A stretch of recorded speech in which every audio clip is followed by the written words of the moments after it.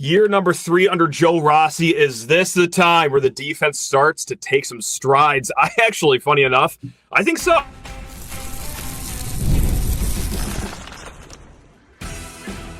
You are Locked On Spartans, your daily podcast on the Michigan State Spartans, part of the Locked On Podcast Network, your team every day.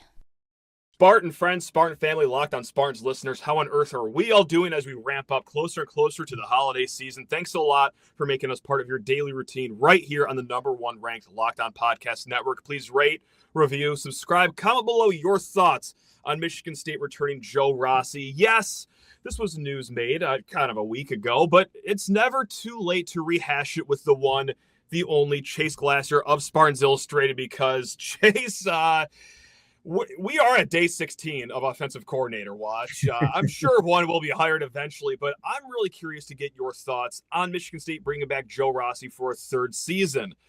Because, hey, after this decision was made, I moseyed out to twitter.com, which is just a great bastion of great thoughts. It is certainly a mirror of what real life is. But no, truly, I was actually surprised to see 80% of people that voted in that poll.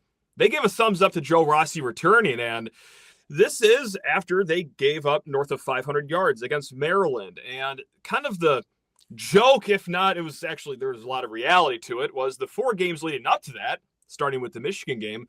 Michigan State's defense was awesome if games were 45 minutes long. It was always that fourth quarter where the horses kind of started to fade away. But look, I think a lot of people saw Joe Rossi try different things, try different blitz packages with a very limited tool shed that he had here. So that's why I'm part of the 80%. I think he needs better players. I like the creativity that he showed. It just was never enough to materialize on the field. And at the end of the day, I think it came down to the Jimmies and Joes. But Chase, you always do the fantastic film work over at Spartans Illustrated. You have a great analytical mind. Your thoughts on Michigan State bringing back one Joe Rossi to the fold here for year 1 under Pat Fitzgerald? Yeah, well, I mean, I don't know about the analytical mind part, but I can certainly say, I am neutral to positive on this. I think, this is a program obviously with a lot of turnover. And there's been, we're on our 3rd coach in however many years and whatnot and all those things. Oh yeah. But, I mean, I think the feeling of the fan base, I think as a coach, you got to do a lot of things. A head coach, Pat Fitzgerald, comes in. Obviously you want to build a team, build a winner. But I think also a big part of that is you have to get buy-in from your constituency, from the fans. And, there's an aspect that I thought I picked up on especially kind of from the Michigan game on. Joe Rossi was one of the only people who looked like he cared about trying to win games just visually on the sideline. This fan base loved it. Oh my God. This fan base was starved for someone to just yell on a sideline to the point some people were ready to anoint him the next head coach. Not a lot of people, but we did get those emails. This is how starved we were for some passion, Chase. And this is not me saying that other people didn't want to win. I think, I don't think, a lot of the people who lost their jobs and have to, uproot their families and move across the country and try to find work, I think they very much wanted to win those games. Yeah. But I do think Rossi engendered a lot of positive feelings just for his kind of visual displays of emotion. So I think there's that. I think another aspect, and this is something, Matt, that we've talked about consistently, is that Joe Rossi is extremely well regarded in coaching circles. Right. I think that he is certainly an above replacement level coordinator. I think he has a lot just as far as Big Ten ethos, understanding the Midwest. He seems to be an active and capable recruiter, somebody that people connect with, and interim head coach, right? In that kind of time where I believe, right, he was the interim.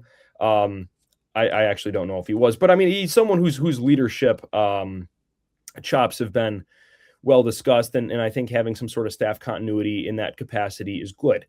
Like we've talked about, he's quite creative with different coverages, different blitz packages, and something that I've come back to a little bit with keeping Rossi on.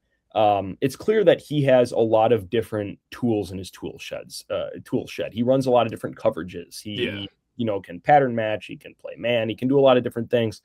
A lot of different blitz packages, things like that, different types of things that he does from a package perspective, formationally. He seems to be very well regarded as a capable defensive architect and play caller. You're bringing in a very much defensive-minded head coach in Pat Fitzgerald. This is somebody who was, obviously a very successful defensive player, and then his teams, particularly under Mike Hankwitz, had really good defenses when he was at Northwestern. Now, one of the biggest questions I have about what the Fitzgerald tenure looks like is discussing what is Pat Fitzgerald without Hankwitz, who's widely regarded as a very, very good defensive coordinator. If you look at when Northwestern really kind of fell off at the end of Fitzgerald's tenure, now part of that was NIL, changing landscape of college football, COVID, free transfer, extra year, all of those things. But he also lost Mike Hankwitz and did not look the same. I mean, this is a team that went to 2 Big Ten title games, right? Yeah. And it was always a tough out. So I think that Fitzgerald, he certainly will have a role to play in the defensive architecture. My guess is he feels that Rossi is somebody that he can work with. And there's some schematic hints at that too. I mean, Hankwitz and Fitzgerald were together at the hip for a long time, and they ran a lot of 2 high quarter stuff. Well, what does Rossi run? Rossi runs kind of a Neo D'Antonio quarters match with you're rolling the safeties down. Your safeties are super active. You're using people from the second and third level and getting pressure, things like that. Those are, things that Rossi does. Those are things that Hankwitz did. I would imagine that is something that Fitzgerald has quite a bit of schematic familiarity with. And I would imagine played a role in his retention. So, I have no strong negative feelings towards bringing him back. I generally endorse your position that, Rossi's defense, it really, I think architecturally, I understand what he's doing, and I think it makes sense. And I think that's one of the reasons he's well thought of, but he didn't have the players. Now you got to have the players to do that. And if you look at his defense at Minnesota, I mean, really, apart from 2019, they kind of got ripped apart when they played teams with better talent, right? There was plenty of instances, and a Big Ten East team comes and plays Minnesota, and they kind of get carved up. Now, I'm not pretending the talent level was super high at Minnesota. I think of Michigan State as a place that could have a much higher and should expect to have a higher talent ceiling than Minnesota. But we're going to need to see that. And I think just having, I would imagine the energy surrounding Pat Fitzgerald and also the significant influx of resourcing that kind of coincided with Fitzgerald's hiring. I think it should be a reasonable expectation to see that talent floor and ceiling raise. And then it's fair to judge Rossi on what type of results can you put forth against, some of the upper tier teams in the league. Plenty more to come with our guy, Chase Glasser. But first, guys, need to talk your ears off about Rocket Money, because you ever just feel like money disappears each month, especially during the holiday season? My goodness, it happens fast. A few subscriptions here, an impulse buy here, some extra holiday gifts there. And, well, yeah, suddenly the numbers in your bank account, they're not matching the numbers in your head. Sometimes you're not even close. Rocket Money helps you get clarity, track every dollar, and stay in control of your finances with Rocket Money, guys. Because managing your money shouldn't feel like a second job. Rocket Money does the heavy lifting for you so you can save more and stress less. Now, guys, Rocket Money, how does it work? It's simple. They find subscriptions that you forgot about while you were just out there paying for them and not just even using them. And it helps you clean them up quite quickly, guys. Take control of your finances and cancel your unwanted subscriptions with Rocket Money. Go to rocketmoney.com/locked-on today. Again, that's rocketmoney.com/locked-on. That's rocketmoney.com/locked-on. I want to keep it on that, like the positions. Okay, can you attract better talent here? Because it's one thing to say, oh, Rossi's a good coach, he just needs better talent. It is a completely different thing to do it at a place that hasn't been to a bowl game in quite some time, at a place that hasn't sent guys to the NFL like a factory, needless to say, in the last few years. Like, you're going to need to attract people here financially, what their role is going to be. It's going to be a combination of everything, Chase, obviously, right? But what is the biggest fish that they need to land here? We've had this conversation on and off over the last week or so. I've had reason to believe, both by attrition at this position, and sometimes you just hear a thing or two, Chase, right? That, this weak side linebacker nickel position is one that they're going to want to try to hit a home run with. Yeah. Now, I think strike one was just dealt, but hey, you know what? You get 2 more strikes in this, so, that ship has not sailed, but again, it's one thing to say they got to hit a home run, another thing to do it, but if you could have this team hit a home run at one position on defense, what would it be? Now, obviously, you want a defensive end, you want to rush the passer. Is it just as easy as that? Or is it maybe a safety position that you were talking about that is pretty important in the Rossi system? What one position are you going to grant this team a wish on here? Well, I mean, I think we can say defensive end and then move on to something else. Sure. Right? Who gets the silver medal? Right. Okay. Everything is better with a game-breaking defensive end that can get around the corner at 5 yards and get 15 pressures a game. I would love it. They don't grow on trees. They're extremely expensive. They're extremely hard to recruit, even harder to get out of the portal. Maybe slightly behind that, I would say, okay, if you can get a world-eating defensive tackle that can bring you run stuffing and pass rush from the 1 or 3 tech, that's great too. Also, nobody else has made this observation that these types of players are valuable. So, that's right. But I do think, in talking about, there was a movement schematically, I don't know, maybe late 2010s where you heard the bullet position, the Viper, the star, cash, whatever. Whatever. Yeah. Right. Exactly. Whatever. Yeah. Where that was really the kind of, focus of importance of trying to get players to fit that position. There's a reason for that, because when you have somebody who's a hybrid space player, at the time, where it's, they're kind of a nickel, they're kind of a linebacker, they can do a lot of things, they can blitz, they can cover, you can disguise them. I think, positional versatility is so important. And in talking about that kind of nickel, weak side backer, something in that capacity, I think hitting a home run there would be extraordinarily valuable, just because of what you can do from a perspective of positional versatility. Disguising coverages, bringing fire blitzes from the second level, having people, Michigan State ran some Tampa 2. Like, I've seen people running Tampa 2. That's not just you're taking your middle linebacker and dropping him in the middle of the field, where it's you have a pull runner from the weak side linebacker spot that's sprinting out there to try to pick off something over the middle of the field. There's a lot that you can do when you have that positional versatility. I mean, that's part of the reason why a player like Caleb Downs is one of maybe I don't know, if not the biggest transfer portal impact player, certainly I would say the biggest transfer portal impact player that's a non-quarterback. Hard agree there. Right? Yeah, certainly. I think better minds can differ on whether he's one of the biggest impacts overall, but certainly outside of the quarterback position, you've seen what Ohio State is able to do with a guy like that, where especially there's so much of football is about leverage. And if you can be able to prevent your opposing team from creating matchups out of the slot, without having, things crossing over the middle of the field, if you're able to do things there, that's so important. So I think hitting a home run at that kind of nickelish position, that'd be huge. Let's switch sides of the field here. Let's go to the offense. And while we have no offensive coordinator, really the only piece of offensive coaching news we have right now is that it seems to be, according to this piece written by Alan Troop, 24/7 Sports, that recruit prospect Dakota Garant, I'm sorry, I got to get better at saying this 4-star kid's name, but he basically said that Courtney Hawkins is being retained at Michigan State. So thank you to the high school junior for breaking that news formally. We all had our suspicions, but hey, good on you, kid. So that's the only thing that we got. But even with not a lot of news coming, that hasn't kept not just recruits on the offensive side of the ball for signing with Michigan State, but the quarterback that started the last 4 games of the year, of course, Alessio Milavojovic. He comes back. So let's just get your thoughts on this, because it's not like I've ever gotten on here and, really buttered up a quarterback only for him to not pan out and eventually transfer. But, oh boy, here I go again, Chase. I liked what I saw from Alessio in the last 4 weeks, because even though he was the second most pressured quarterback in the Big Ten in the last month, taking 14 sacks, 7 touchdowns, 2 interceptions, I thought his accuracy was largely fairly good.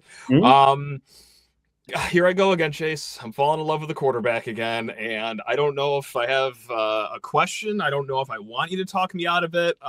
Just give me your thoughts on Alessio, because I I really see a guy whose floor is just an average Big Ten quarterback. Yes. You get him some protection. Oh, we could be smiling in November. Wouldn't that be something? Yeah, I am very much of agreement. I think that this is it. You know, it's the biggest question mark on a team, Matt. Is who's going to be under center? That question's answered. Now you can build. It's great.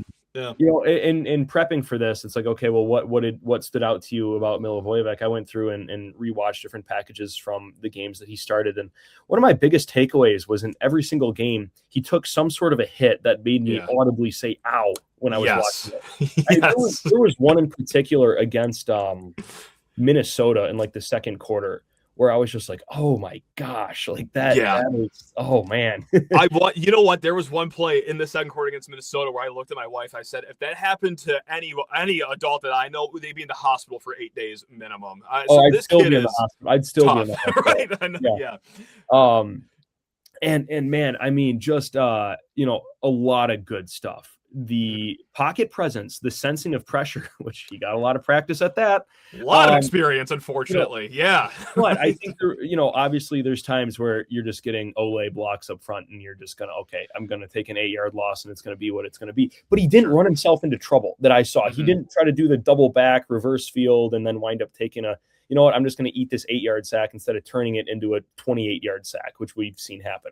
Ball security, okay. I mean, there was a kind of, you know, he threw a pick against Iowa at the end of the half on a screen pass, whatever, right? It didn't wind up hurting him. There was 6 seconds left in the half. That's fine.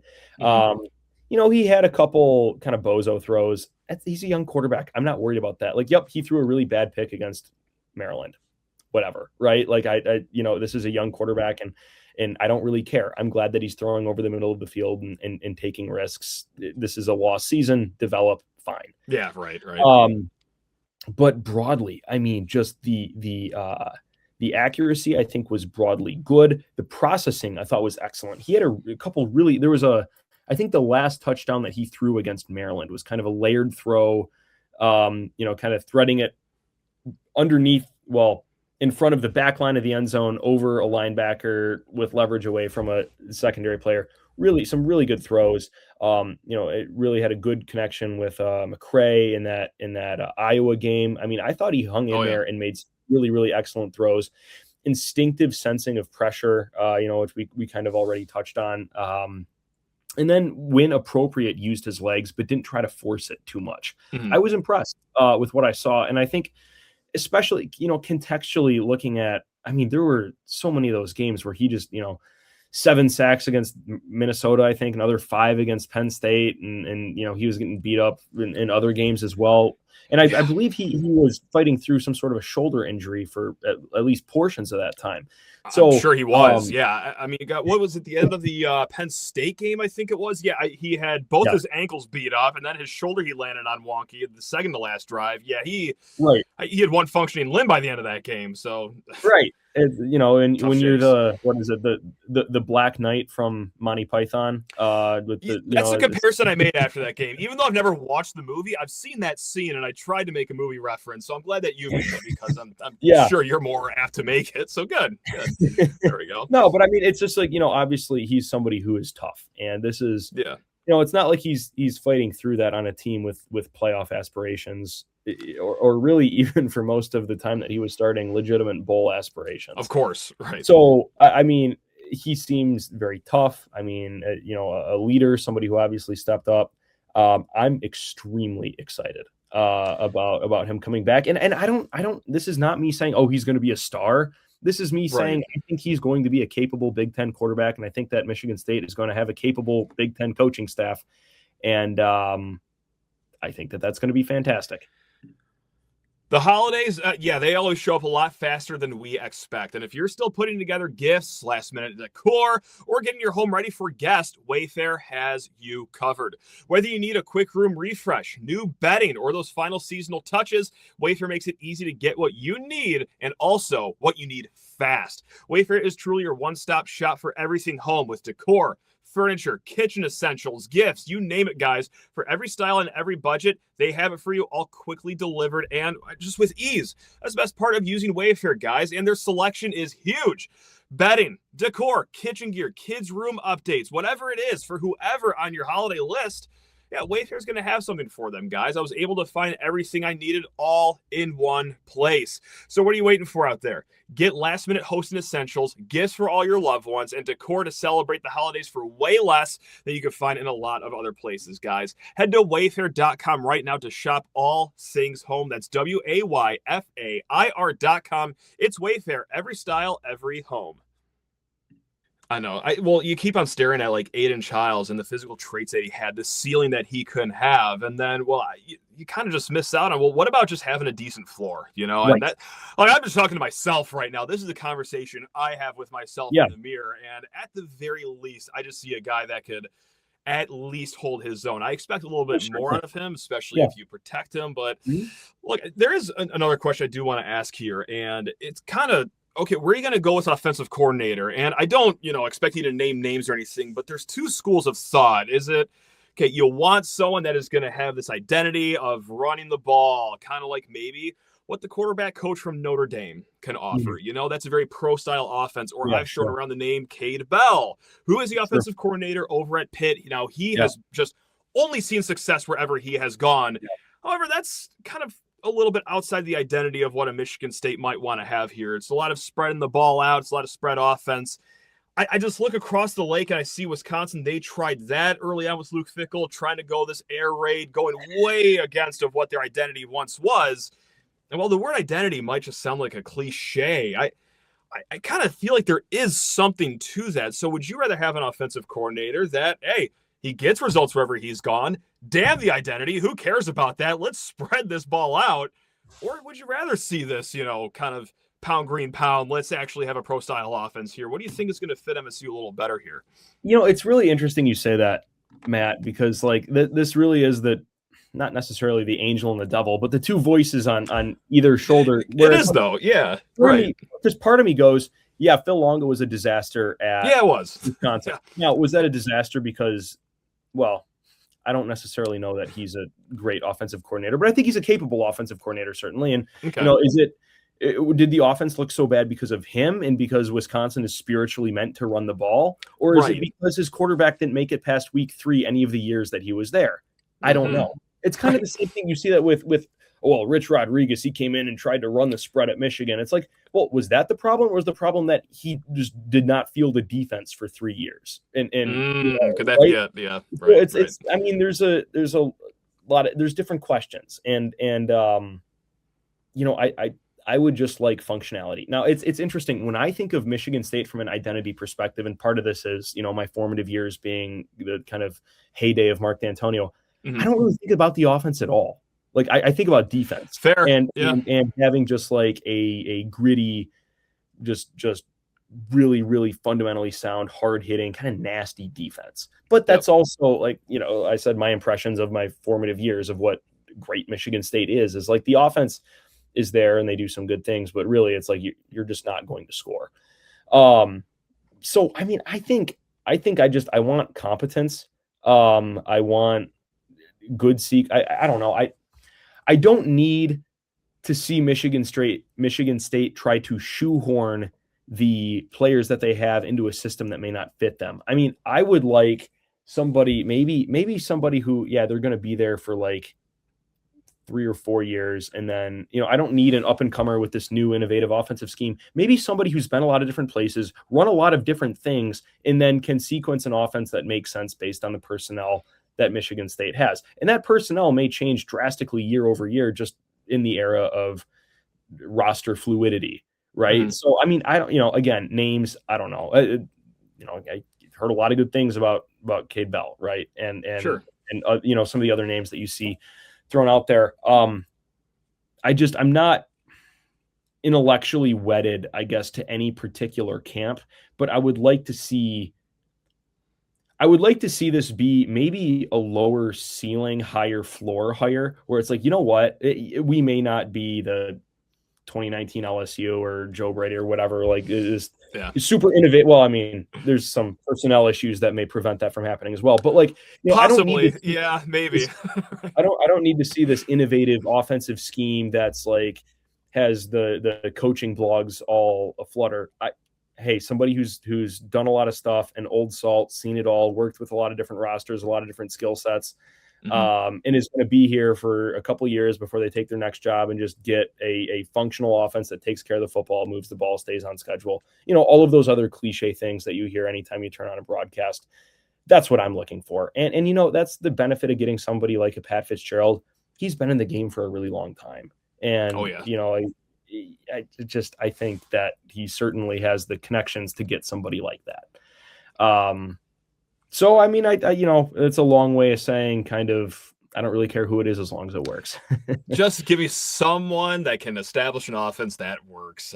Pat, if you're listening to this, call us. We'll personally walk you through this. That's right. Guys, over there, that's Chase Glasser. You guys already know who he is. He's been on time and time again during the season. I'm sorry it's been so long, Chase, but by the end of the season, oh boy, we just had bigger fish to fry than absolutely. You got basketball and hockey too. This is hockey's fun. Basketball's making us smile, Chase. You gotta focus on the sports that make you smile sometimes. That's right. Absolutely. Absolutely. Yeah, I know a lot of people did miss you though. They were like, hey, you ever want to talk about like the games again? It's like, yeah, I guess, but largely people have stopped caring. So but hey, great to have you back. It got existential pretty quick there at the end. Yeah, right after the Michigan game, it kind of tailed off as to like, oh, hey, what's the preview for Minnesota going to be? Like, I don't know if that's what most people care about right now. That's right. And I'm here to deliver what you guys actually want to hear sometimes. That's right. But guys, if you want more Chase and who doesn't, over there, Spartans Illustrated, along with the rest of the gang over there doing great work. Now, guys, we will be back tomorrow. We're going to talk a little bit of football. We're going to talk a little bit of basketball ahead of this Oakland game at Little Caesars Arena. We're going to talk about all things Michigan State because what else would we do here in Locked On Spartans? But guys, until next time, take care of yourselves. Love you all.